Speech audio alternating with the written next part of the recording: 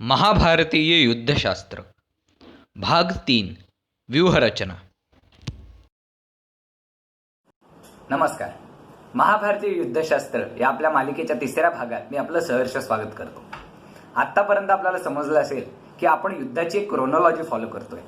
म्हणजे युद्धाची पूर्वतयारी झाली, चतुरंग सैन्याची जमवाजमव झाली आणि आता हे सैन्य एकमेकांसमोर उभं ठाकलेलं आहे.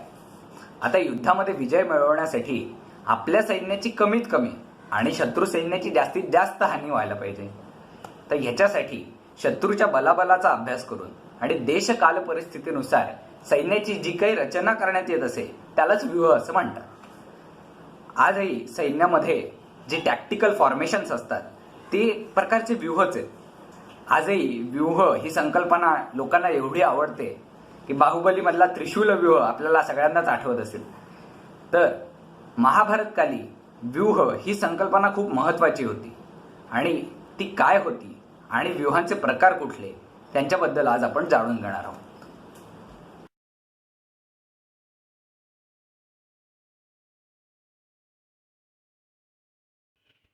व्यूह हा शब्द वि अधिक उह या धातूपासून निर्माण झालेला आहे. वि अधिक उह या धातूचा अर्थ होतो मांडणी करणे किंवा रचना करणे, म्हणजे टू अरेंज. व्यूह हे महाभारताच्या खूप आधीपासून प्रचलित होते. धनुर्वेद, पुराण, शुक्राचार्यांचा शुक्रनीती हा ग्रंथ, मनुस्मृती, महर्षी वैशंपायनकृत नीती प्रकाशिका या महाभारत पूर्व ग्रंथांमध्ये व्यूह या विषयाबद्दल आपल्याला बरीच माहिती मिळते.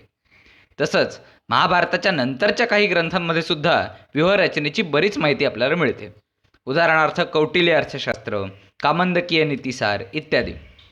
यावरून आपल्याला कळतं की भारतीय इतिहासामध्ये व्यूहरचनेला फार महत्त्व होतं. आता दुसरी इंटरेस्टिंग गोष्ट अशी की ह्यातले बरेचसे व्यूह हे प्राणी, पक्षी यांच्या आकारांशी किंवा हालचालींशी मिळते जुळते आहेत. त्यामुळे बहुतेक व्यूह हे निसर्गातल्या विविध घटकांवर आधारलेले आहेत. जसं कुंगफूमध्ये टायगर, स्नेक, क्रेन अशा प्राणी पक्ष्यांच्या प्रकृतीवरून घेतलेल्या स्टाईल्स आहेत, तसंच काहीसं. व्यूहांची दोन प्रमुख कार्ये असत. पहिलं म्हणजे आपल्या राजाचं आणि खजिन्याचं रक्षण करणे आणि दुसरं म्हणजे शत्रू सैन्याची जास्तीत जास्त हानी करणे आणि विरोधी पक्षाच्या राजाला पकडणे अथवा मारणे. त्यामुळे देश, स्थल, काल इत्यादी घटकांचा विचार करून मग व्यूहरचना केली जात असे. त्यामुळे वेगवेगळ्या परिस्थितींमध्ये वेगवेगळ्या प्रकारच्या व्यूहरचना करण्यात येतात. आता आपण वळूया व्यूहांच्या अंगांकडे. या बाबतीत जवळपास प्रत्येक ग्रंथामध्ये आपल्याला वेगवेगळी मतं आढळून येतात. आता यातल्या सगळ्या अंगांचा उलगडा मात्र अजून झालेला नाही, तरी आपण त्यांचा एक आढावा घेण्याचा प्रयत्न करूया. महर्षी वैशंपायनांच्या नीती प्रकाशिका या ग्रंथामध्ये व्यूहाची एकूण 7 अंग सांगितलेली आहेत. पहिलं म्हणजे उर किंवा उरस्य, मग कक्ष, तिसरं पक्ष, मग मध्य, पृष्ठ, प्रतिग्रह आणि सगळ्यात शेवटी कोठी किंवा कोटी. बृहस्पतींच्या मते 2 पक्ष, 2 कक्ष, उरस्य आणि प्रतिग्रह ही व्यूहांची अंग आहेत. पण शुक्राचार्यांना मात्र 2 कक्षांची कल्पना मान्य नाही असं दिसतं. कौटिल्य अर्थशास्त्रामध्ये चाणक्यांनी मुख्यतः कक्ष, पक्ष आणि उरस्य हेच भाग विचारात घेतलेले आहेत. अग्निपुराणामध्ये सुद्धा याच भागांवरती आपल्याला जास्त भर दिलेला दिसतो. त्यामुळे कक्ष म्हणजे फ्लँक्स, पक्ष म्हणजे विंग्स आणि उरस्य म्हणजे फ्रंट हे व्यूहाचे मुख्य भाग मानले गेलेले आहेत. आता वळूया व्यूहांच्या वर्गीकरणाकडे. पण पंचायत अशी आहे की वर्गीकरण करताना नक्की कुठल्या निकषावरती ते करायचं हे ठरलं नसल्यामुळे आकार, सेना, युद्धभूमी अशा अनेक निकषांवरती व्यूहांचं वेगवेगळ्या पद्धतीने वर्गीकरण करण्यात आलेलं आहे. आता व्यूह रचताना समजा एकाच प्रकारची सेना म्हणजे फक्त पायदळ किंवा फक्त घोडदळ वापरलं असेल तर तो व्यूह शुद्ध व्यूह म्हणून ओळखला जायचा. पण जनरली युद्धामध्ये कधीही फक्त एकाच प्रकारची सेना वापरलं जाण्याचं प्रमाण जरा कमीच होतं. त्यामुळे हे व्यूह कमी वेळा रचले जात असावेत. आता व्यूहांच्या वेगवेगळ्या अंगांमध्ये असलेल्या रथींची संख्या जर समान असेल तर तो समव्यूह असायचा. पण जर रथींचं विभाजन असमान असेल तर तो व्यूह विषमव्यूह म्हणून ओळखला जायचा. आता कोणतं सैन्य दल कुठे असेल ह्यावरून सुद्धा व्यूहांचं वर्गीकरण करण्यात आलेलं आहे. उदाहरणार्थ, जर पक्षांमध्ये हत्ती, उरस्यामध्ये रथ आणि पार्श्वभागामध्ये जर घोडदळ असेल तर तो व्यूह पक्षभेदी व्यूह. जर पक्षांमध्ये घोडे, उरस्यामध्ये हत्ती आणि पार्श्वभागामध्ये रथ असतील तर तो व्यूह मध्यभेदी व्यूह. आणि पक्षांमध्ये रथ, उरस्यांमध्ये घोडदळ आणि पार्श्वभागात हत्ती असतील तर तो व्यूह अंतर्भेदी व्यूह म्हणून ओळखला जायचा. पण ह्या सगळ्या वर्गीकरणांपेक्षा व्यूहाच्या आकारावरून केलेलं वर्गीकरण सगळ्यात जास्त प्रचलित होतं. त्यामुळे आपण व्यूहांचं आकारावरून केलेलं वर्गीकरण आता पाहू. व्यूहांचं आकारावरून 4 प्रकारांमध्ये वर्गीकरण करण्यात येईल: दंडव्यूह, भोगव्यूह, मंडलव्यूह आणि असंहत व्यूह. चाणक्यांनी ह्यांनाच प्रकृतिव्यूह असं संबोधलेलं आहे. आणि या व्यूहांमध्ये थोडेसे बदल केल्यावरती जे काही व्यूहांचे प्रकार निर्माण होतात त्यांना विकृतिव्यूह असं म्हटलेलं आहे. एकट्या दंडव्यूहाचे 17 प्रकार आहेत. तसंच भोगव्यूहांचे 5, मंडलव्यूहांचे 2 आणि असंहत व्यूहांचे 6 भेद आहेत. चक्रव्यूह आणि पद्मव्यूह हे सुद्धा मंडलव्यूहांचेच आणखीन 2 प्रकार आहेत असं अग्निपुराण सांगतं. या सर्व व्यूहांची नावं आपण पुढे बघणारच आहोत. आणि याशिवाय या वर्गीकरणात नसणारे पण अनेक व्यूह आपल्याला आढळतात. उदाहरणार्थ वराहव्यूह, शृंगाटकव्यूह इत्यादी. हे सगळे व्यूह कसे रचावेत हे अग्निपुराण, कौटिल्य अर्थशास्त्र, कामंदकीय नीतिसार, नीतिप्रकाशिका यांमध्ये सविस्तर सांगितलेलं आहे. आता आपण सर्वप्रथम दंडव्यूहाचे प्रकार बघू. प्रदर, दृढक, असह्य, चाप, चापकुक्षी, प्रतिष्ठ, सुप्रतिष्ठ, शेन, संजय, सूचिमुख, झशास्य, विशाल विजय, स्थूलकर्ण, विजय, चमूमुख, वलय आणि दुर्जय असे दंडव्यूहाचे एकूण 17 प्रकार आहेत. तसंच ह्यातल्या कुठल्या व्यूहाने कुठल्या व्यूहाला मात द्यावी हे सुद्धा कौटिल्य अर्थशास्त्रात तपशीलवारपणे सांगितलेलं आहे. प्रदर व्यूहाला दृढक व्यूहाने, दृढक व्यूहाला असह्य व्यूहाने, शेन व्यूहाला चाप व्यूहाने, प्रतिष्ठ व्यूहाला सुप्रतिष्ठ व्यूहाने, संजय व्यूहाला विजय व्यूहाने आणि स्थूलकर्ण व्यूहाला विशाल विजय व्यूहाने उत्तर द्यावं असं आपल्याला कौटिल्य अर्थशास्त्र सांगतं. आता मंडल व्यूहांचे एकूण 2 प्रकार आहेत. पहिला व्यूह म्हणजे दुर्जय व्यूह. ह्याच्याबद्दल आपल्याला फारशी माहिती मिळत नाही. पण जो दुसरा व्यूह म्हणजे सर्वतोभद्र व्यूह त्याच्याबद्दल मात्र पुराण ग्रंथामध्ये लिहून ठेवलेलं आढळतं. जर आपल्या सैन्याला सर्व बाजूंनी शत्रू सैन्याचं भय असेल तर सर्वतोभद्र व्यूह रचावा असं सांगितलेलं आहे. ह्यानंतर येतात ते भोगव्यूहांचे प्रकार. यामध्ये मकरव्यूह, शकटव्यूह, पारिपतंतक व्यूह, अहिसंचारी व्यूह आणि गोमूत्रिका व्यूह असे 5 प्रकार येतात. अहिसंचारी म्हणजे सापाच्या हालचालीसारखा, नागमोडी. ह्यानंतर असंहत व्यूहांचे प्रकार. त्यामध्ये वज्रव्यूह म्हणजे इंद्राच्या वज्र ह्या शस्त्राच्या आकाराचा व्यूह. त्यानंतर दुसरा व्यूह म्हणजे गोधा किंवा गोधिका म्हणजे सुसरीच्या आकाराचा व्यूह. तिसरा व्यूह अर्धचंद्र व्यूह. चौथा काकपदी. 5वा कर्कटक शृंगी म्हणजे खेकड्याच्या नांगीच्या आकाराचा. आणि 6वा उद्यानक किंवा ऊर्ध्वांग या नावाचा व्यूह. आता यातले कोणते व्यूह महाभारतामध्ये वापरण्यात आले होते ह्याचा शोध आपण घेऊ. आता पहिल्या दिवशी कौरवांच्या मकर व्यूहाला प्रत्युत्तर म्हणून पांडवांनी इंद्राच्या वज्र ह्या शस्त्राच्या आकाराची रचना केली. दुसऱ्या दिवशी युधिष्ठिराच्या सांगण्यावरून धृष्टद्युम्नाने क्रौंच व्यूह रचला आणि कौरवांच्या महाव्यूहाचा पाडाव केला. तिसऱ्या दिवशी भीष्मांनी गरुड व्यूह आणि पांडवांनी अर्धचंद्र व्यूह रचला. चौथ्या दिवशी कौरवांनी व्याल व्यूह म्हणजे सर्पाच्या आकाराचा व्यूह रचला. पण पांडवांनी कोणता व्यूह रचलाय हे इथे सांगितलेलं नाही. फक्त एवढाच उल्लेख येतो की पहिल्या दिवशी युधिष्ठिराने जो व्यूह सुचवला होता तो पुन्हा रचण्यात आला. त्यावरून पांडवांनी कदाचित सूची व्यूह रचला असावा असं वाटतं. 5व्या दिवशी परत मकरव्यूह रचणाऱ्या कौरवांना पांडवांनी शेनव्यूहाने उत्तर दिलं. आता इथे तेच व्यूह परत परत रचले जाऊ लागत आहेत हे आपल्याला दिसतंय. 6व्या दिवशी पांडवांनी मकरव्यूह रचला आणि कौरवांनी क्रौंच व्यूह रचला. आता युद्ध जसं जसं पुढे जाऊ लागलं तसं गुंतागुंतीचे व्यूह तयार होऊ लागले. 7व्या दिवशी कौरवांनी मंडल व्यूह रचला. पांडवांनी पुन्हा एकदा वज्रव्यूहाने त्याला उत्तर दिलं. 8व्या दिवशी कौरवांच्या महाव्यूहाला नामोहरम करायला पांडवांनी शृंगाटक म्हणजे शिंगाड्याच्या आकाराचा व्यूह रचला.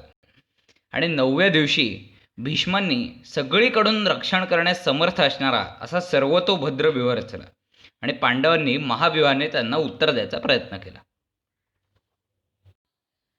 आता इथून पुढे व्यूहांचं वर्णन कमी कमी होत जातं आणि युद्धातल्या घटनांचं वर्णन वाढत जातं. त्यामुळे 10व्या दिवशी म्हणजे भीष्मपतनाच्या दिवशी नक्की कोणती व्यूहरचना होती हे इथे सांगितलेलं नाही, कारण इथे भीष्म आणि अर्जुनाच्या युद्धाला महत्त्व आहे, व्यूहाला नाही.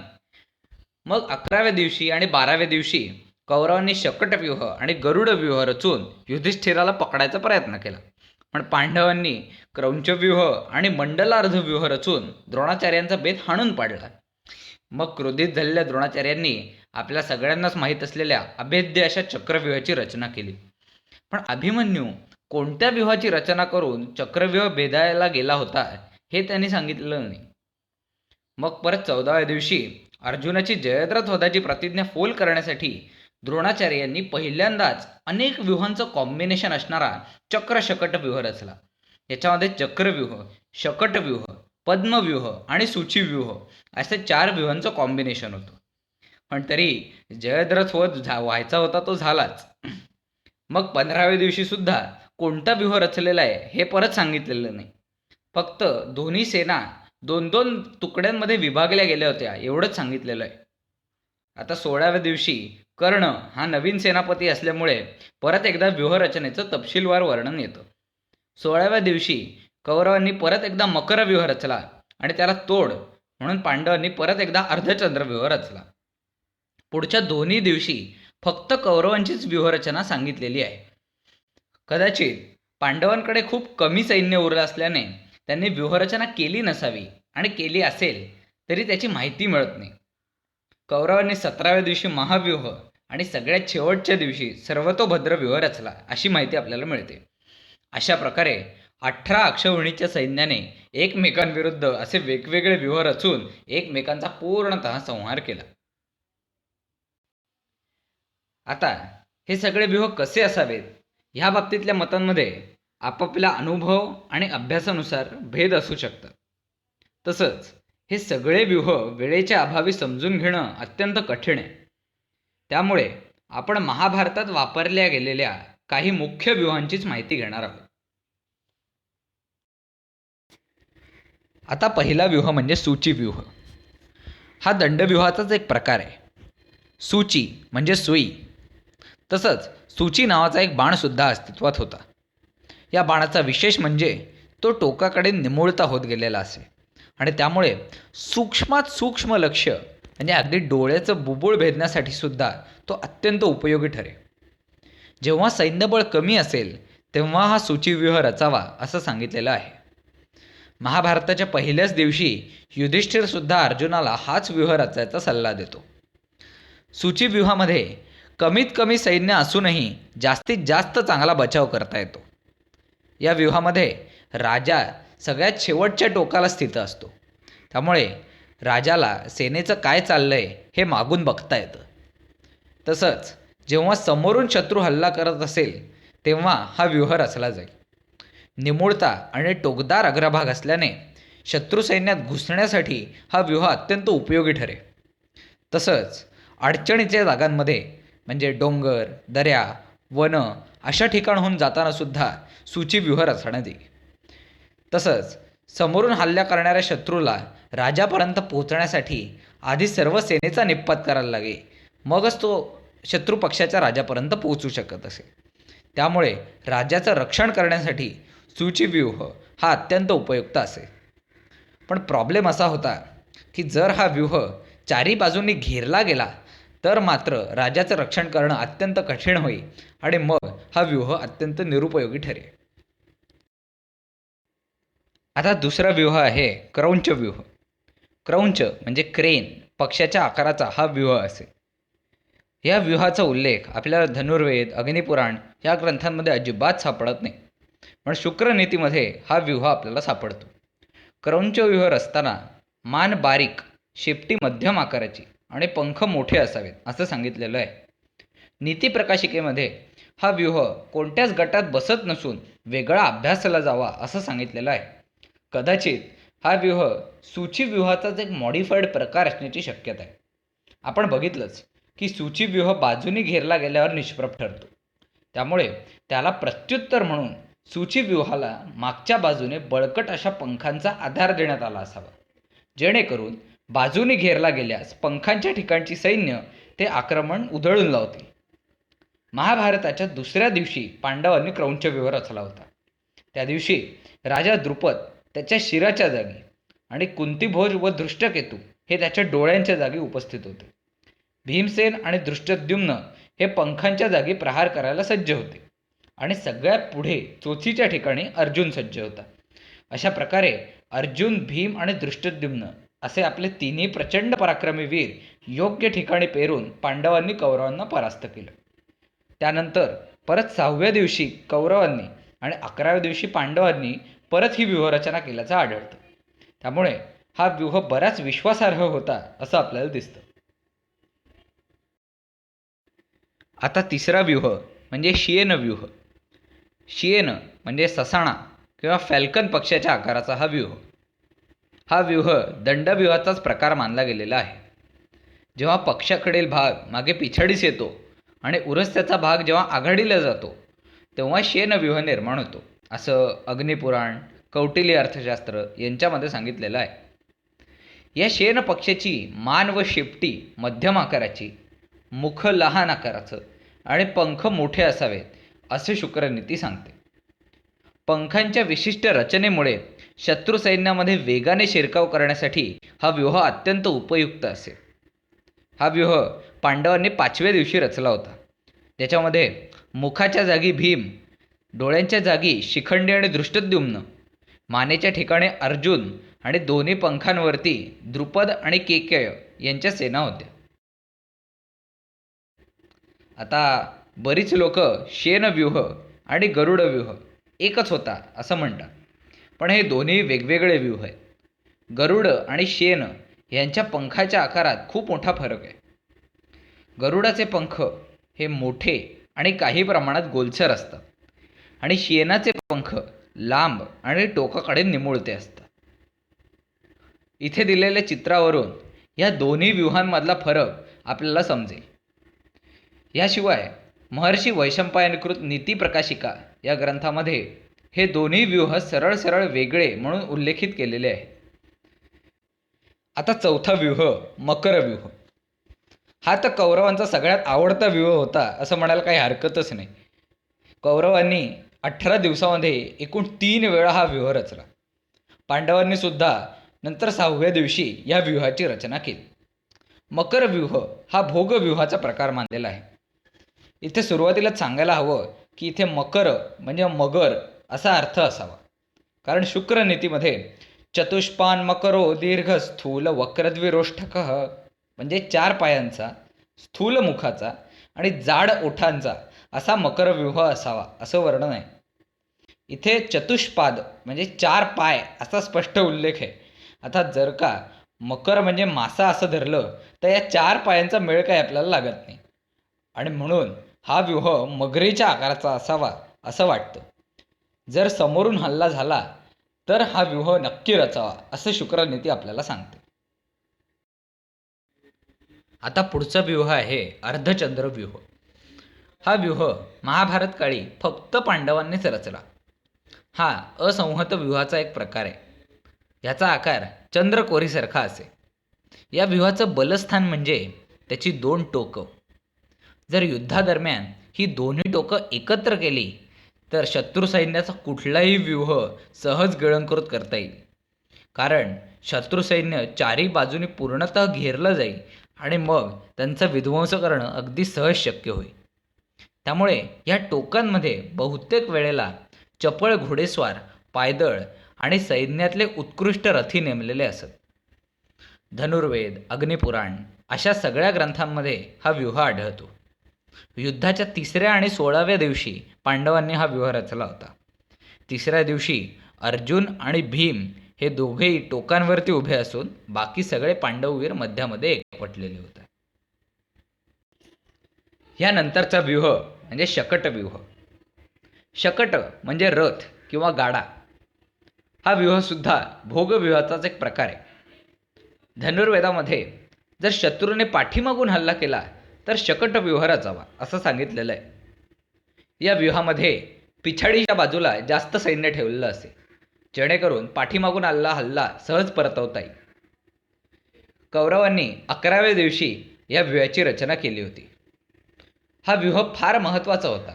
तरीही या व्यूहाबद्दल फारशी माहिती आपल्याला पुराणात किंवा इतर ग्रंथांमध्ये मिळत नाही.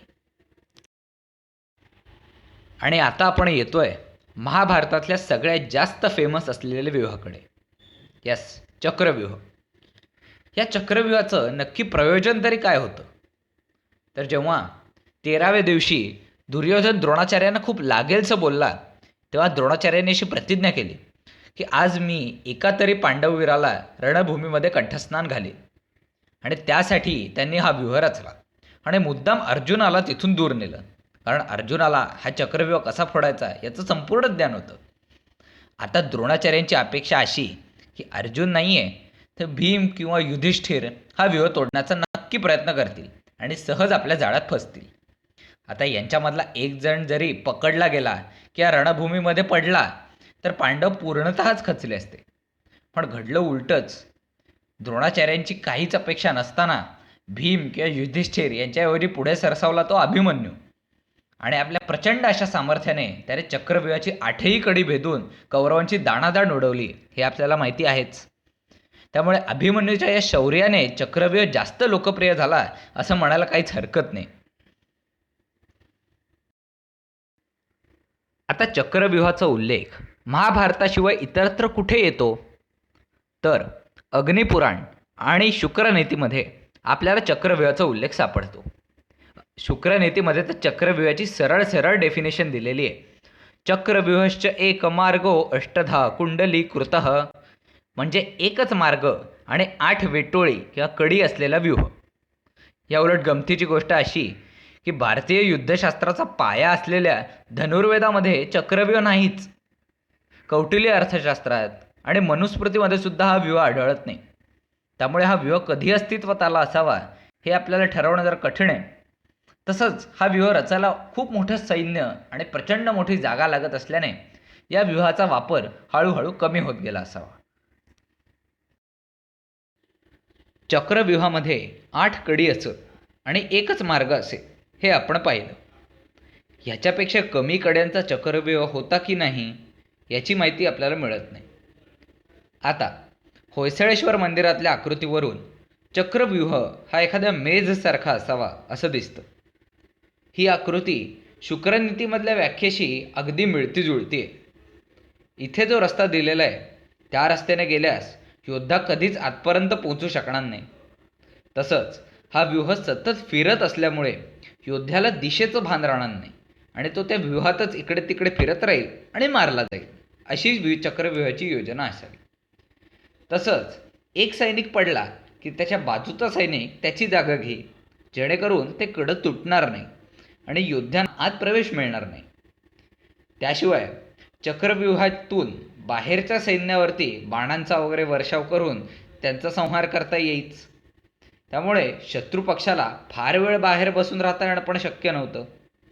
कदाचित चक्रव्यूहातून लहान लहान पथकांद्वारे बाहेरच्या सैन्यावरती वेगवान हल्ले केले जात आणि परत ती पथकं चक्रव्यूहामध्ये लुप्त होत असत, असं पण असण्याची शक्यता आहे, जेणेकरून शत्रू सैन्याला कधी स्वस्थ बसू द्यायचं नाही. पण चक्रव्यूहाच्या या संरचनेबद्दल आजही बरेच वाद आहेत. कारण एकतर हे मंदिर 12व्या शतकात म्हणजे महाभारतानंतर हजारो वर्षांनी बांधलं गेलेलं आहे. त्यामुळे चक्रव्यूह खरंच असा होता का ही शंका घ्यायला अजूनही जागा उरते. काही वारली चित्रांमध्ये चक्रव्यूहाचा आकार एखाद्या आवर्तासारखा म्हणजे स्पायरलसारखा दाखवलेला आहे. ही आकृती पण व्याख्येच्या दृष्टीने अगदी बरोबर आहे. तसंच याची रचना करणं पण मेजपेक्षा नक्कीच जास्त सोपं आहे. कारण व्यूह हा लवकर रचून व्हायला हवा. युद्धभूमीवरती एखादा प्रचंड आकाराचा मेज रचायला नक्कीच तेवढा प्रचंड वेळ लागणार. कदाचित चक्रव्यूह म्हणजे 8 एककेंद्री वर्तुळं म्हणजे कॉन्सेंट्रिक सर्कल्स असावीत असंही काही जणांचं म्हणणं पडतं. महाभारताचा उपसंहार या आपल्या ग्रंथामध्ये ची वी वैद्य आपल्याला असं सांगतात की चक्रव्यूहाची रचना एखाद्या मेजसारखी नसून रथाच्या चक्राप्रमाणे असावी आणि त्या चाकाच्या आऱ्यांच्या ठिकाणी वेगवेगळे रथी आणि इतर दलं उभी केलेली असावीत. पण शुक्रनीतीमध्ये आलेल्या व्याख्येमध्ये ही कल्पना बसत नाही. आता शुक्रनीतीमधल्या व्याख्येतल्या एक मार्ग ह्या शब्दाचा अर्थ रस्ता असा न घेता व्यूहभेदनाची पद्धत किंवा प्रोसिजर असा घेतला तर मग मात्र समीकरणं बदलतात आणि ही कल्पनासुद्धा शुक्रनीतीतल्या व्याख्येमध्ये अगदी फिट बसते.